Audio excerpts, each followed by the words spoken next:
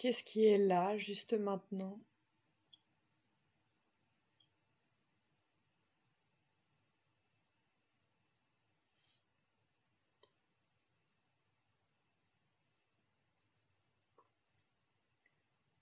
L'état du corps, du mental.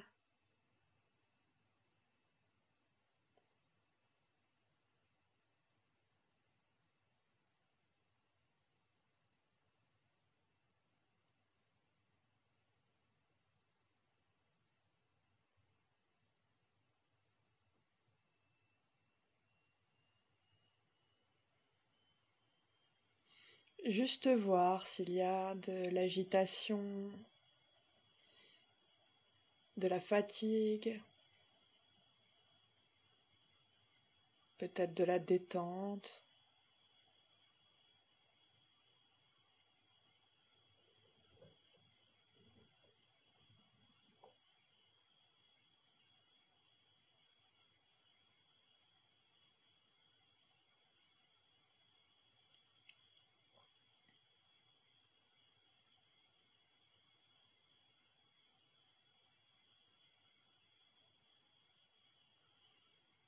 Et prendre quelques instants pour ajuster un peu la posture si besoin. Prendre une ou deux grandes inspirations. Voir si on n'a pas trop chaud, pas trop froid. Prendre toutes les dispositions pour être le mieux possible. Il y a une part d'inconfort sur laquelle on n'a pas de prise, mais peut-être qu'on peut se faciliter un petit peu la vie, la pratique.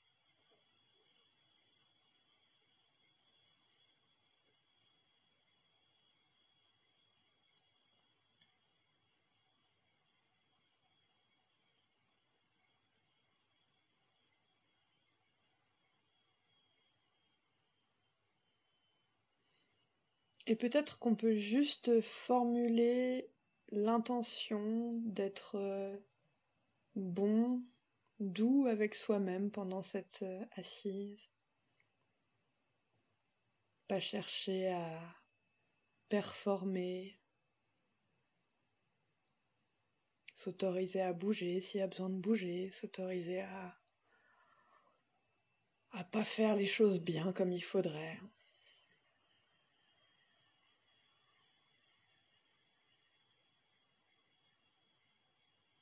Et puis s'autoriser à être peut-être impatient, ennuyé, somnolent, agité.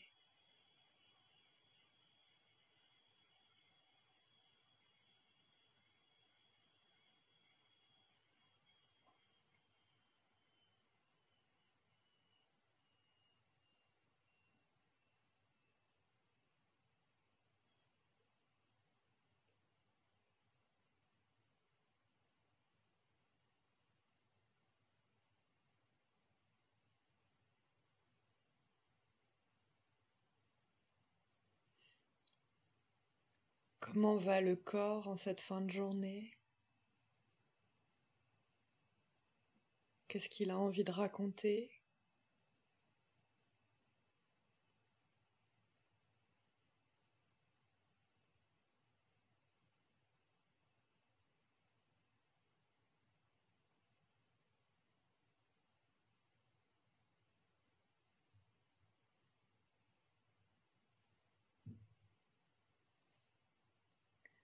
Et voir s'il est possible d'écouter, que ce qu'il nous raconte soit plaisant ou déplaisant.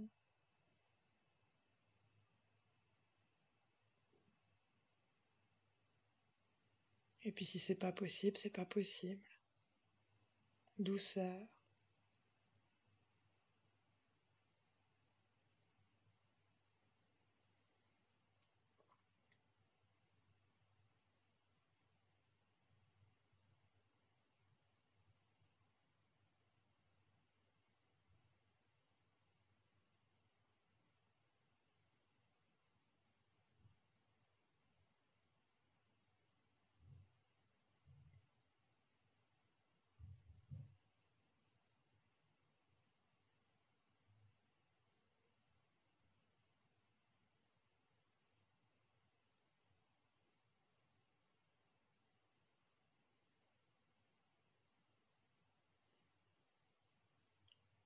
Comment va le cœur?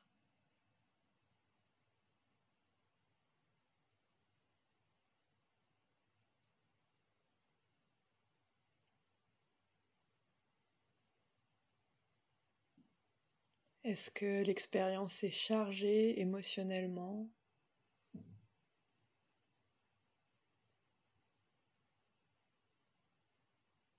ou pas? Peut-être un peu terne, un peu neutre, un peu vague.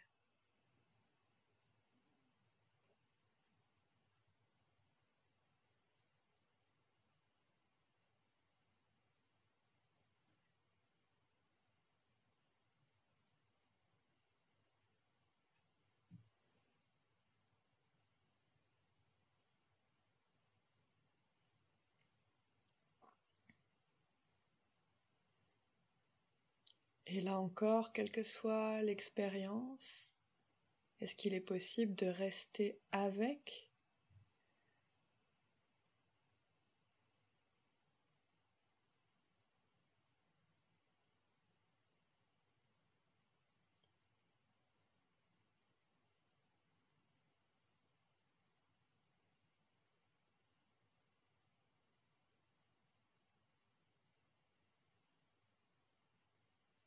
Et si c'est compliqué,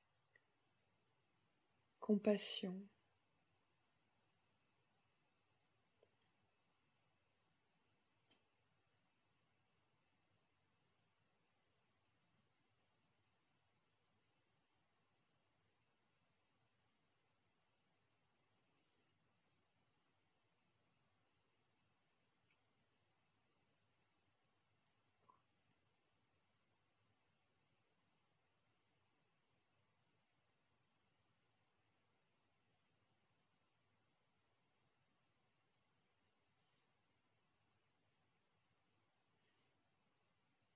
Et puis comment va l'esprit?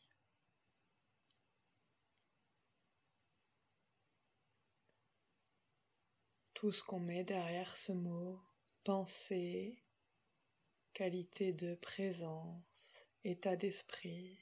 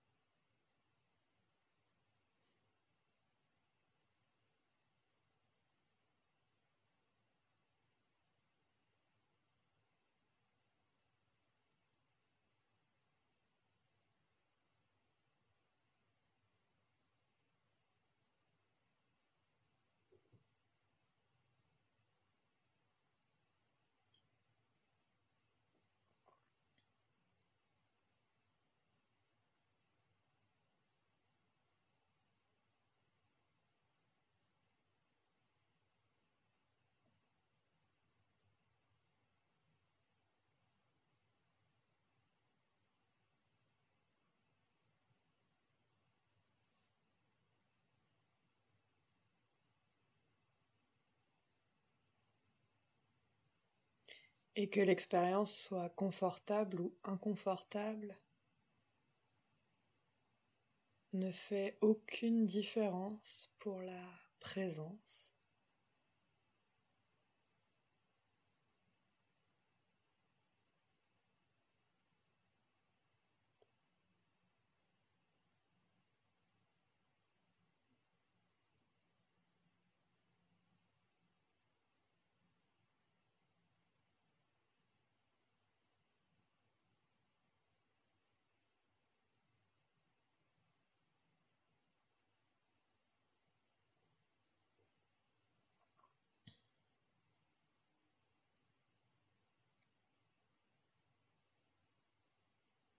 Sortir si possible de la binarité de mes propres opinions. C'est bien, c'est mal, c'est réussi, ça échoue, j'y arrive pas.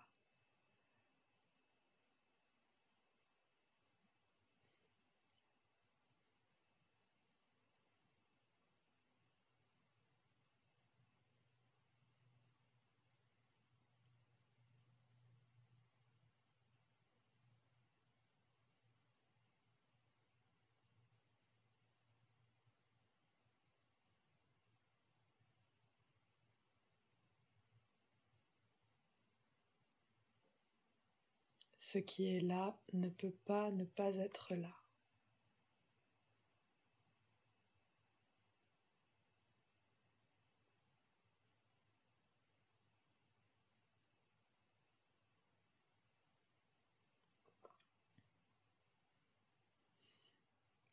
Et puis, si c'est possible, à nouveau venir prendre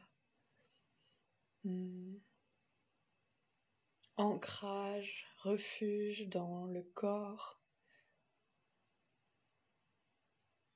dans quelque chose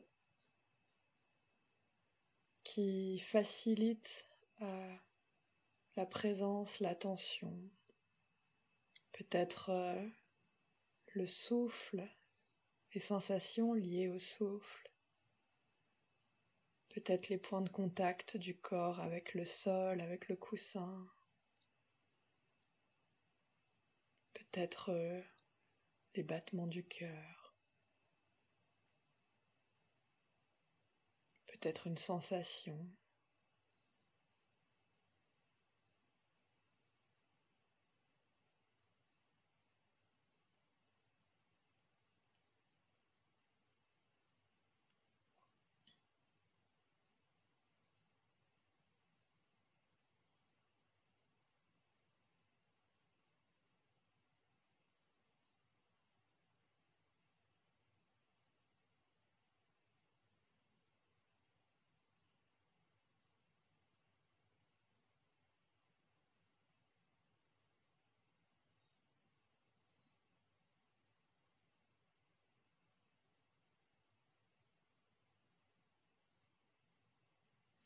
Choisir un objet d'ancrage dans le corps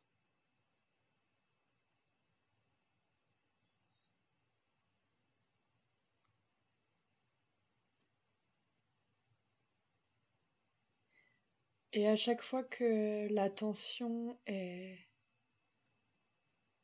entraînée par autre chose, peut-être une pensée,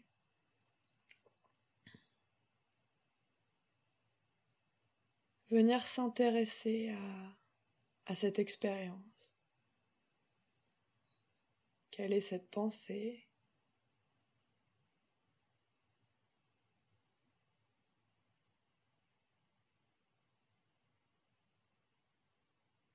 Quelle est cette expérience de l'attention qui s'échappe? Est-ce que la pensée est une image, est une voix?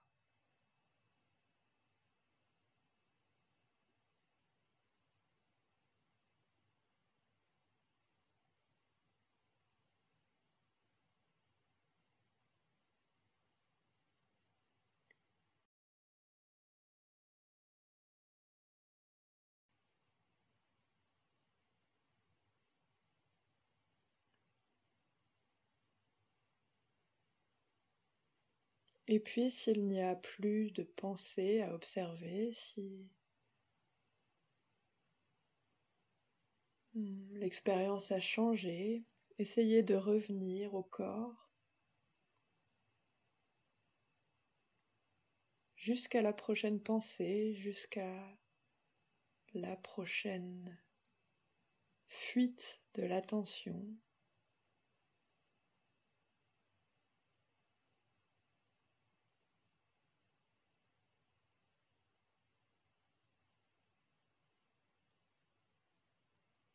Vraiment essayer d'être curieuse de la manière dont le contrôle nous échappe, de la manière dont on décide de poser l'attention sur le souffle par exemple, et vraiment essayer de venir surprendre avec curiosité ce moment où on perd le contrôle.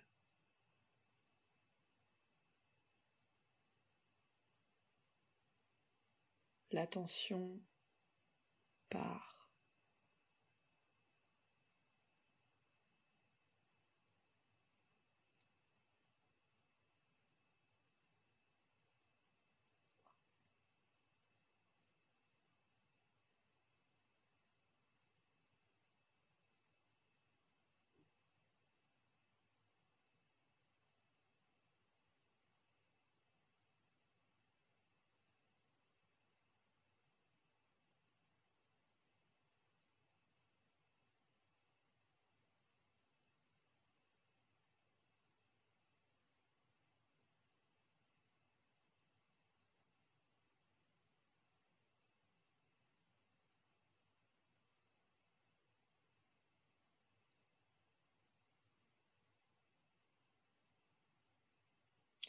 Curiosité pour la manière dont l'attention est happée et curiosité pour les objets qui la happent.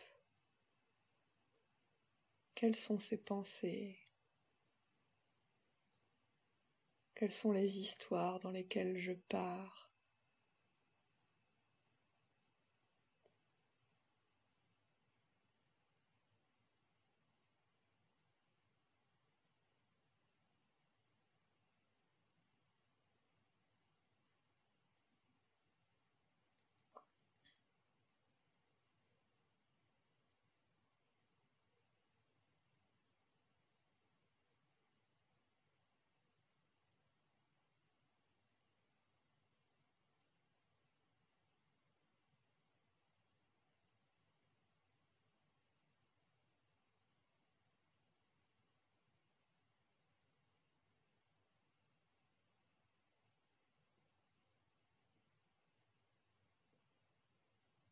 Et s'il n'y a pas de pensée, juste revenir au souffle, au corps.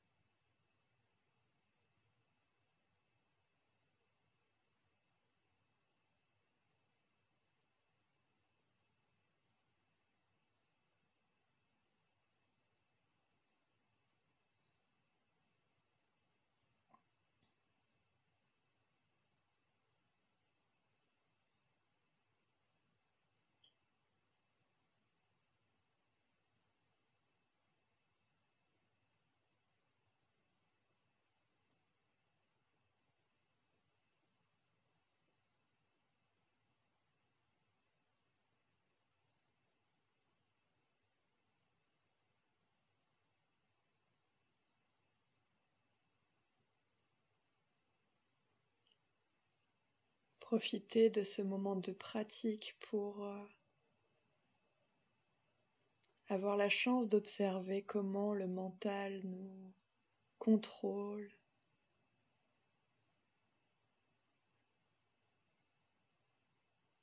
nous possède parfois.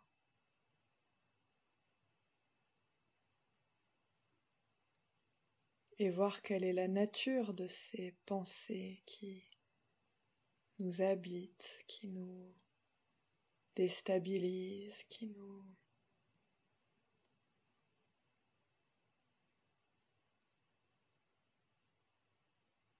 nous bougent si fort, physiquement, émotionnellement.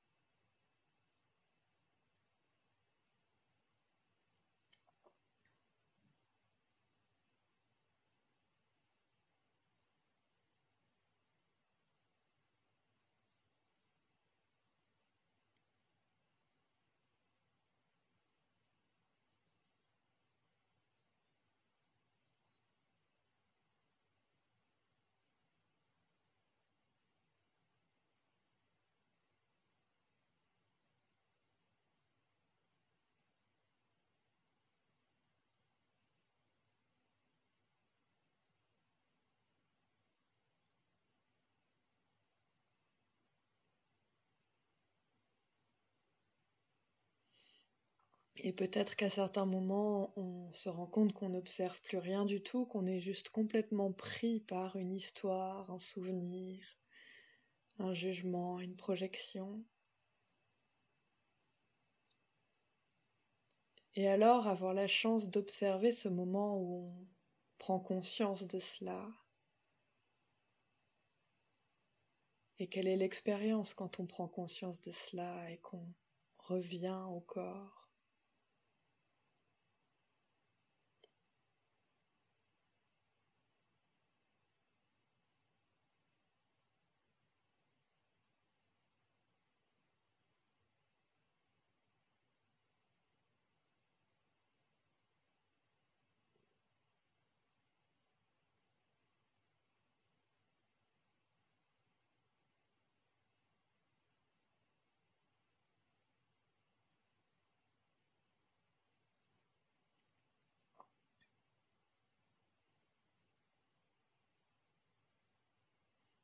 Et puis si le mental est tranquille, eh bien, juste être là avec le corps.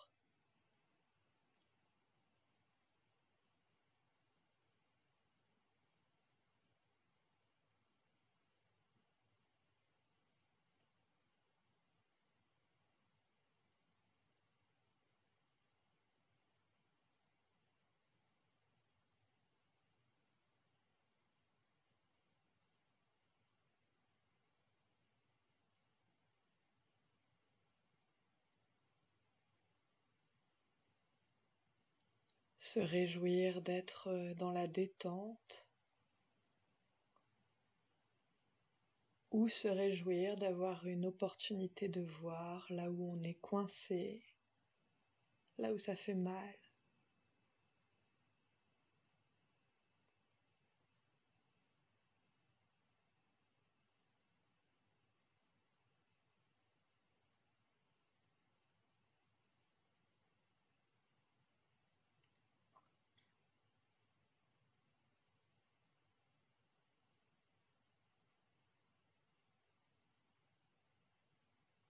Et si c'est possible, pour les 5 dernières minutes de cette assise, poursuivre cette danse de la conscience qui revient au corps et puis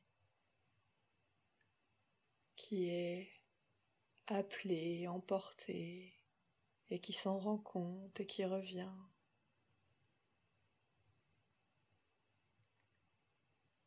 Peu importe l'expérience, tout est parfait.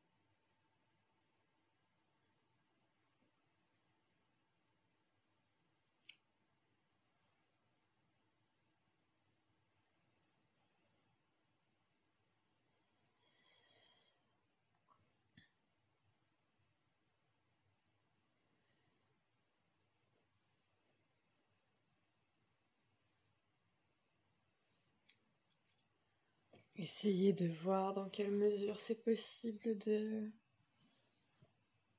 pas se dire qu'il y a la méditation et puis après on arrête de méditer. Que dire qu'on commence comme dire qu'on arrête n'a pas vraiment de sens. C'est juste une manière d'être au monde. Et pour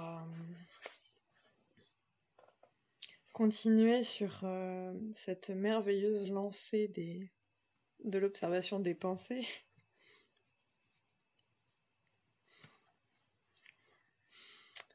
j'ai remarqué que là, ces derniers temps, je fais pas mal de lectures dont le premier destinataire est moi-même.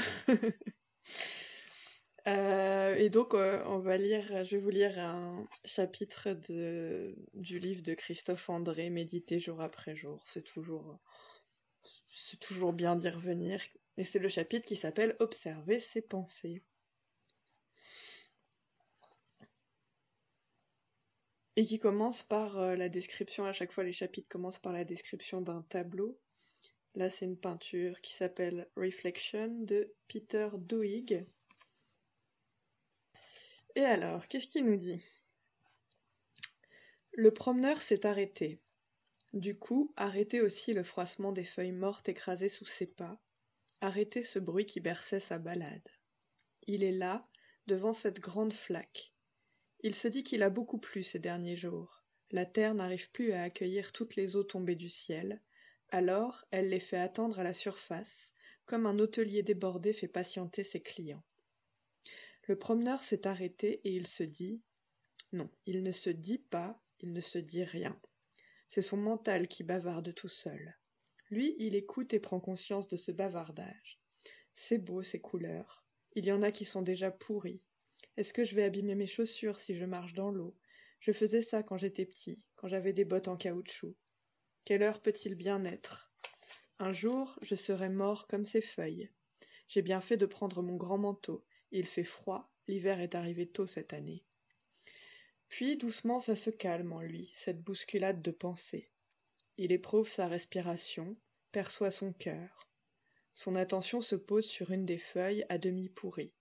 Il la regarde, ou plutôt il la voit. Il voit aussi toutes les autres. Plus envie de bouger, rester là. De temps en temps, de nouvelles pensées traversent son esprit. Il les entend comme il voit les feuilles. Présence et recul. Une pensée chuchote. Tes pensées sont comme ces feuilles, il y en a beaucoup dans tous les sens. Laisse-les aller et venir comme ça, c'est parfait. Cet instant est parfait. Tu n'as rien à attendre de plus que ce que tu es en train de vivre, ici et maintenant. Puis, silence des pensées, bouffée d'éternité. Suite à ça, il y a une petite citation de George Steiner qui dit « Il est deux processus que les êtres humains ne sauraient arrêter aussi longtemps qu'ils vivent, respirer et penser. En vérité, nous sommes capables de retenir notre respiration plus longtemps que nous ne pouvons nous abstenir de penser.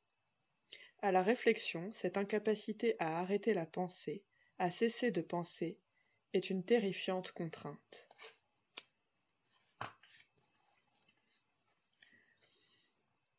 Notre cerveau est une extraordinaire machine à produire des pensées. Extraordinaire mais très difficile à arrêter. Dès que nous nous réveillons, la production de pensées commence. Sénèque parle, dans son traité de la tranquillité de l'âme, du tourbillonnement de l'âme qui ne se fixe à rien. Dès le matin, se réveiller, c'est commencer à penser, ou plutôt à être assailli par un flot de pensées, qui nous parle de tout, du passé, du futur, moins souvent du présent. Et de fait, ce que nous appelons penser ou réfléchir, ce n'est pas produire des pensées, ce mouvement existe en dehors de notre volonté ou de notre intervention, mais trier ces pensées, les organiser, les hiérarchiser, essayer de se focaliser sur quelques-unes, de les développer, tout en essayant d'en écarter d'autres. Voilà pourquoi il est vain d'espérer que la méditation nous conduise rapidement et sur commande à une sorte de silence de l'esprit, à une absence de pensée. Cela se produit parfois, mais c'est par intervalles, par moments. Puis le bavardage reprend. La conscience règne, mais ne gouverne pas, disait Paul Valéry. J'ai toujours aimé cette phrase qui me semble dire l'essentiel, la différence entre la puissance et la toute-puissance.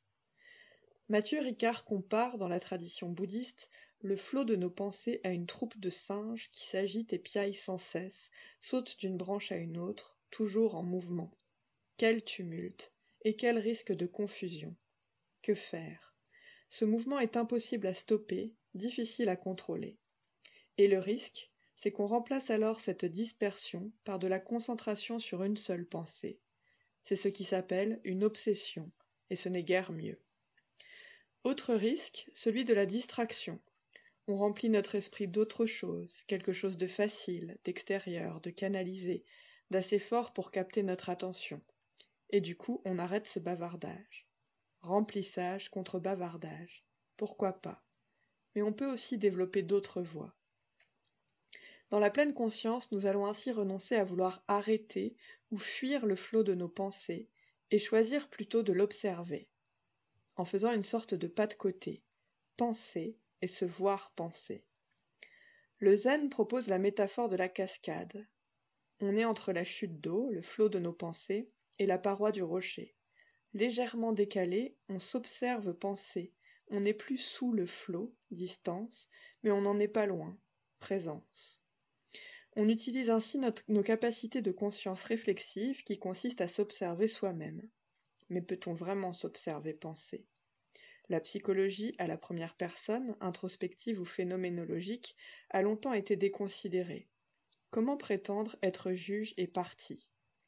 On ne peut pas, disait Auguste Comte, se mettre à la fenêtre pour se regarder passer dans la rue. En matière de conscience, c'est pourtant possible. Il faut juste beaucoup, beaucoup d'entraînement. Comme toujours dans la pleine conscience, on renonce à l'action frontale et brutale. Inutile de chercher à supprimer ses pensées, on provoquera souvent, au contraire, un effet de rebond. Et difficile aussi de se dire « Tiens, je vais observer mes pensées ». On aura souvent l'impression qu'il n'y en a pas. Mais c'est parce que nous avons trop le nez dedans. Nous sommes tellement dans nos pensées, nous sommes tellement nos pensées, qu'on les prend pour la réalité. La pleine conscience nous dit juste ceci. Inutile de chercher à bloquer nos pensées, inutile de chercher à chercher nos pensées, mieux vaut élargir notre esprit. Alors, on commence par autre chose, par se caler, s'ancrer, se centrer sur l'instant présent, grâce à la respiration, à l'écoute des sons, à la perception de ses sensations corporelles. On est déjà dans une meilleure attitude pour observer le mouvement des pensées.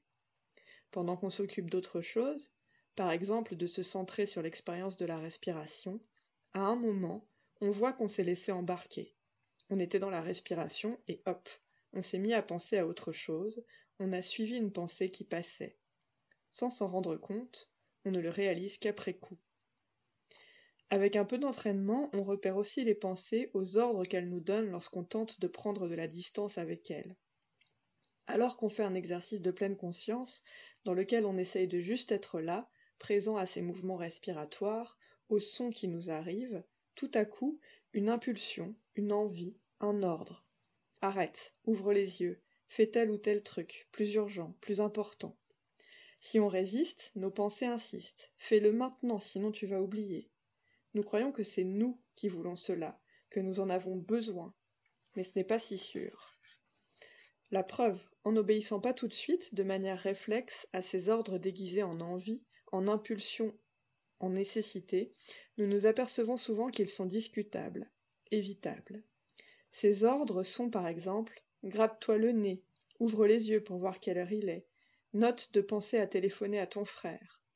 Nous pouvons désobéir ou différer, mais seulement si nous sommes conscients que ces intrusions ne sont que des pensées. Au début, on identifie ces pensées au moment où elles ont entraîné notre esprit hors de l'exercice. On n'est plus dans sa respiration ou son corps, mais en train de penser à un truc. C'est normal, c'est comme ça que fait l'esprit, tout le temps. Alors, sans s'agacer, on revient à l'exercice. Les pensées reviennent, on s'en aperçoit, et on revient à l'exercice, etc. Ces mouvements sont la base même de l'entraînement à la pleine conscience. Les pensées ne sont pas un problème. Le problème, c'est de ne pas être conscient de la dispersion, de l'agitation mentale et surtout de la confusion entre pensée et réalité et de l'adhésion, prendre toutes ces pensées au sérieux. Le problème, ce n'est pas tant le contenu ou le mouvement des pensées que le rapport que nous avons avec elles.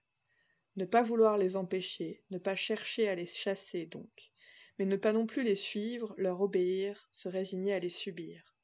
Les accueillir et les observer dans le cadre d'une conscience élargie. D'où l'importance de s'ancrer dans l'instant présent par le souffle, le corps, les sons, et simplement cesser de les nourrir. Peu à peu, avec de l'entraînement, on voit de mieux en mieux ces pensées être juste des pensées. On les identifie mieux comme des phénomènes mentaux transitoires et non plus comme des certitudes durables. On les voit apparaître, et souvent, si on ne les suit pas, on les voit se dissoudre, puis revenir, puis repartir. En faire l'expérience vécue représente un apprentissage bien plus puissant que simplement le savoir. Nous savons que nos pensées ne sont que des pensées, mais lorsqu'elles nous embarquent, ce savoir ne nous sert plus guère. Seule la pratique régulière et l'expérience peuvent nous aider à cette prise de distance envers le mental, à cette habitude de laisser nos pensées se dissoudre d'elles-mêmes. En pleine conscience, c'est nous qui décidons si nous suivons nos pensées. Pourquoi pas? Ou si nous choisissons autre chose. Choisir par exemple de rester assis, les yeux fermés, à respirer, ici et maintenant, dans le flot des pensées qui nous disent bouge, fais, pense, remue, et qui s'énervent et qui montent le ton. Avec toutes les choses urgentes que tu as à faire, tu ne crois pas que tu pourrais quitter cet exercice? Tu y reviendras plus tard. Mais non, on a décidé de ne pas obéir. On attend un peu, on veut juste voir si c'est vraiment nécessaire d'aller dans ces directions, si c'est vraiment important. On respire encore quelques minutes et l'étau se dessert. Comme c'est agréable de ne plus être un esclave du mental, comme on est content de retrouver un petit peu de liberté. Je pense, donc je suis, proclamait Descartes. Paul Valéry ajoutait « Parfois je pense, et parfois je suis ». Et la pleine conscience conclut « Je ne suis pas seulement ce que je pense ».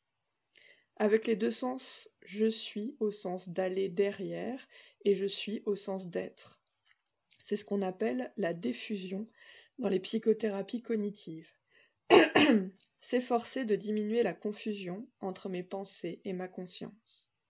Comprendre que mes pensées ne sont qu'un des éléments de ma conscience, et non ma conscience tout entière. Ne plus dépendre de mes pensées sans pour autant les refuser. Simplement entrer dans une relation différente avec elles. Ce n'est pas la même chose de se dire « ma vie est triste » et « je suis en train de penser que ma vie est triste ». En identifiant mes pensées comme des phénomènes de l'esprit, je verrai mieux que, dans ces dernières, se nichent beaucoup de jugements de valeur, d'automatismes, d'impulsions, avec lesquels je n'ai pas forcément à être d'accord. Cette expérience un peu étrange de se dissocier de son propre mental, cet effort de se servir de son esprit pour ne plus être piégé par lui, c'est ce que propose la pleine conscience. Elle m'apprend à ouvrir un espace de réflexion, à cultiver une expérience de mise à distance et d'observation.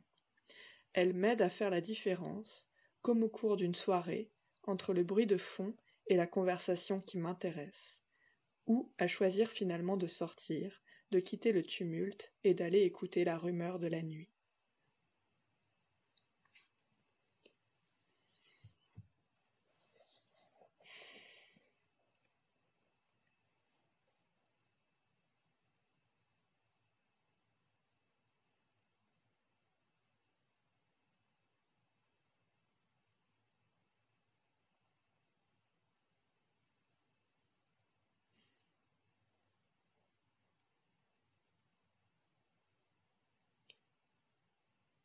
Et ça peut être aidant, même en dehors des moments d'assise, parfois de vraiment surprendre ce mécanisme-là qu'on a observé pendant la pratique, de voir comment la conscience part, comment elle croît, comment elle est prise tout d'un coup par une histoire, sans chercher à changer quoi que ce soit, juste par moment, en être témoin. Et rien que ça va créer une certaine forme de distance avec cette croyance, avec cette histoire.